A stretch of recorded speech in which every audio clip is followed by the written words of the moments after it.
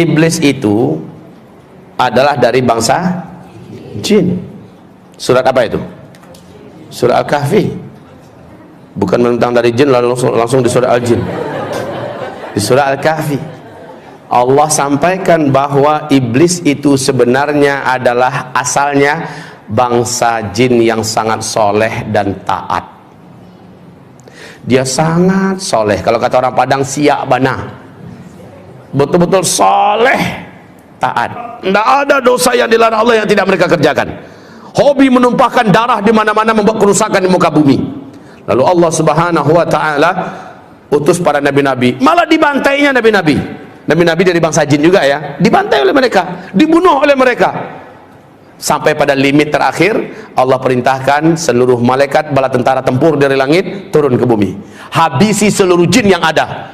Bumi akan diganti dengan penghuni baru, ya.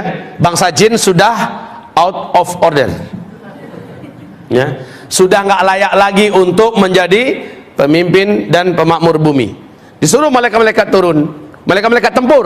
Walillahi junudus samawati, Allah memiliki bala tentara di langit, disuruh turun untuk ngabisin bangsa jin. Tahu enggak Bapak Ibu, siapa yang diangkat oleh Allah menjadi panglima perang? Namanya waktu itu belum iblis ya, namanya ketika itu masih Azazil. Ini ada dalam kitab tafsir Al-Hafiz Ibnu Katsir, ya. Namanya saat itu masih bernama Azazil. Jangan kasih nama anaknya Azazil nanti. Lalu turunlah panglima perang ini, yaitu Azazil, dengan memimpin seluruh malaikat-malaikat tempur. Semua bangsa jin yang ada di muka bumi diratakan, dibunuh. Yang dibiarkan hidup oleh Allah adalah yang melarikan diri sembunyi, masuk ke gua-gua, masuk ke hutan, sembunyi di pulau-pulau, dibiarkan oleh Allah, jangan dikejar, biarkan saja mereka tersisa hidup. Nah, ini cikal bakal calon pelanjut bangsa jin ke depan ya. Lalu setelah selesai, malaikat-malaikat tempur naik. Azazil juga naik ke atas. Bapak Ibu, Allah kemudian menyampaikan kepada mereka semua, inni ja'ilun fil ardi khalifah. Saya punya misi akan menciptakan pengganti baru yang akan memakmurkan bumi. Iblis merasa bangsanya sendiri sudah dihabisi, sekarang diganti, jadi nggak nyaman dia, diganti dengan makhluk baru. Dia coba hasut para malaikat yang ada, si Azazil ini, sampaikan pada Allah, nanti akan terulang kembali kisah lama. Orang kamu numpahkan darah buat kerusakannya kayak lama-lama aja. Ya udahlah, kita aja lah. Kita aja makhluk Allah, khusus nyembah Allah. Bahasa Azazil ini disampaikan oleh malaikat kepada Allah. Qalu ataj'alu fiha man yufsidu fiha wa yasfiku dima wa nahnu nusabbihu bihamdika wa nuqaddisu lak qala inni a'lamu ma la ta'lamun. Para malaikat menjawab, termasuk si Azazil, jubirnya Azazil, ya Allah, apakah kembali akan engkau ciptakan di muka bumi makhluk-makhluk baru yang nanti akan membuat kerusakan dan pertumpahan darah seperti yang sudah-sudah?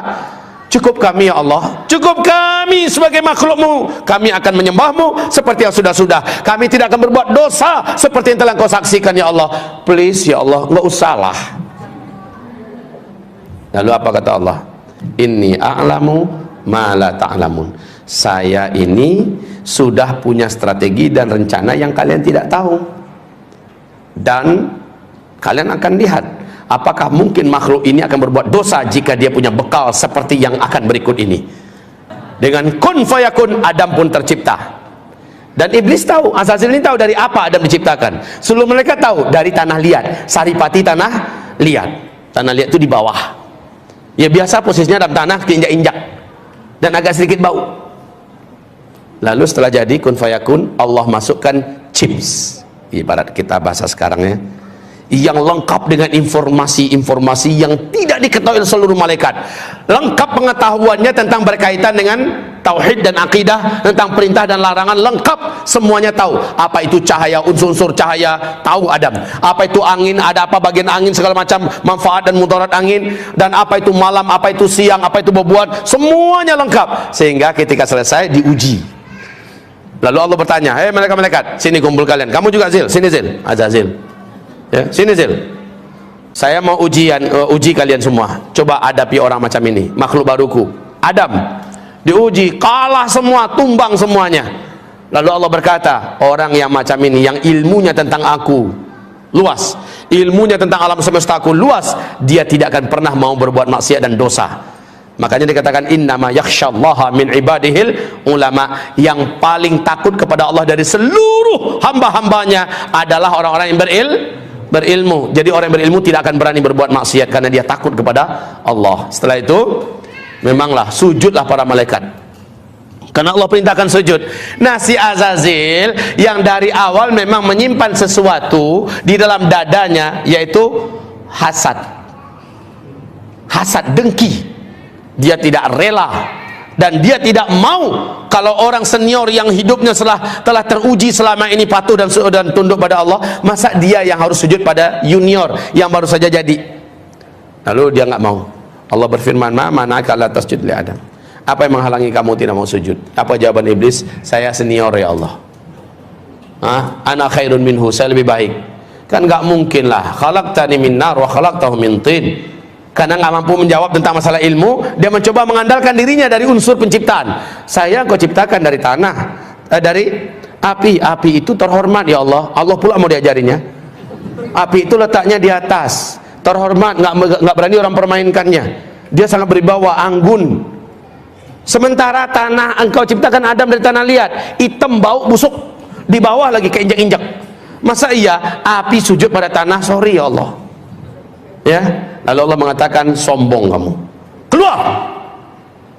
Baik, Allah katakan gelar iblis saat itulah, nama kamu sudah diangkat dengan nama baru yang menjijikkan, yaitu iblis. Aba wastakbara wa kana minal kafirin. Jadi kafirlah dia, iblis jadi kafir. Bapak Ibu, iblis kenapa bisa jadi kafir? Kan dia soleh, kan dia taat. Kenapa dia jadi kafir? Awas, hubungkan kajian kita dengan la ilaha illallah loh. Tidak tak?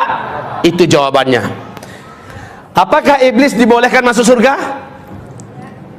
Lan tadkhulaha abadan. Engkau sekali-kali tidak akan berhak menjadi ahli surga selama-lamanya. Iblis punya kunci enggak? La ilaha illallah. Iblis yakin enggak dengan Allah? Pasti. Iblis mengimani Allah tidak? Pasti, ya kan? Pasti.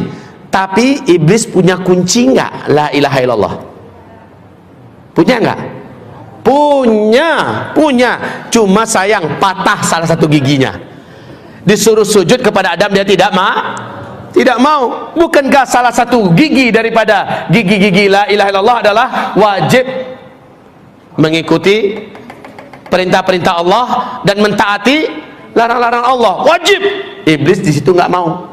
Sujud kepada Adam itu nggak mau dia. Satu saja syariat Allah yang ditolaknya menjadikan dia dikatakan Allah kafir.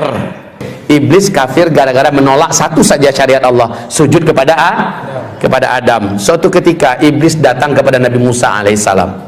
Musa, saya punya hajat kepada kamu. Siapa kamu? Kata iblis. Kata Musa, saya adalah iblis. Wow, tahu nggak Bapak Ibu, Musa ini sukanya, janganlah dikatakan suka berantem. Musa ini kalau marah itu kelihatan langsung Pak Bu, dari bola matanya itu nampak. Iblis pun menjadi pucat di depan Nabi Musa. Satu-satunya nabi yang pernah menampar malaikat maut sampai pesong, sampai lepas, cuma Nabi Musa Pak. Hadis sahih Imam Bukhari, malaikat maut diturunkan oleh Allah untuk mencabut nyawa Nabi Musa. Pas datang malaikat maut, karena jadwalnya belum, tapi malaikat maut ini masih mengintai-intai. Nampak oleh Nabi Musa, dia akan menampakkan wujud nih. Nampak Nabi Musa, sorot matanya membuat merinding. Musa ini pantang betul, ada yang natap-natap dia gitu, dia dekati. Mau apa lo? Saya malaikat maut, kata malaikat maut. Ditampar oleh Nabi Musa, pindah langsung. Memang kuat Pak. Nabi Musa itu sekali pukul orang mati langsung nempel di dinding. Ceder, langsung nempel di dinding, mati di tempat. Nabi Musa itu jangan salah-salah loh Pak ya, sangat mengerikan makan tangannya. Malaikat maut aja pindah langsung. Malaikat maut kembali lari dan naik ke sisi Allah. Apa kata malaikat maut? Arsal tani, engkau kirim saya kepada orang yang tidak menginginkan kematiannya. Maka kata Rasulullah, Allah perbaiki kembali dalam malaikat maut. Lalu Allah beri tanda khusus bahwa memang dia asli malaikat maut, bukan hanya sekedar ngaku-ngaku. Kemudian dia pun turun lagi kepada Nabi Musa, dikasih tanda bahwa memang dia resmi adalah malaikat maut, jangan dipukul lagi. Setelah yakin Nabi Musa ini memang malaikat maut, apa kata Nabi Musa? Apa kata malaikat maut? Allah memberikan hak kepada Musa, silakan engkau tempelkan telapak tanganmu ke tubuh seekor lembu. Berapa bulu yang terimpit oleh telapak tanganmu, per satu helai bulunya umurmu akan Allah panjangkan 1 tahun lagi. Apa kata Nabi Musa? Untuk berjumpa dengan kekasihku, aku harus menunda lagi sekian lama, aku tidak mau. Aku mau sekarang, kerjakan tugasmu.